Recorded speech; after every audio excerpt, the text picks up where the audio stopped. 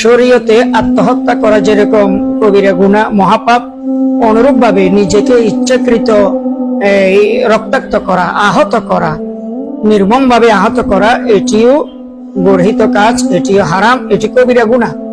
ইসলামে kidney, liver, চক্ষু এগুলা আল্লাহর পক্ষ থেকে আমানত, এগুলো অন্যকে দেওয়া জায়েজ নেই।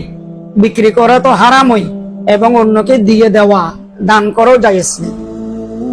তবে ব্লাড, রক্ত, এটি দেওয়া জায়েজ, যেহেতু রক্ত জোয়ার ভাটা আছেই, রক্ত দেওয়া জায়েজ। এবং কি রক্ত কাউকে দিলে বা নিলে রোজা পর্যন্ত ভাঙে না, তো রক্ত দেওয়া জায়েজ, যেহেতু রক্ত বাড়ে শরীরে। তবে রক্তের বিনিময় নেওয়া, রক্ত দিয়ে টাকা নেওয়া, রক্ত বিক্রি করাও হারাম। এমনি ফ্রি ভাবে সওয়াবের নিয়তে রক্ত দেওয়া যায়। মাসালা প্রসঙ্গ আসলো তাই বলি, যে কোনো মুসলমান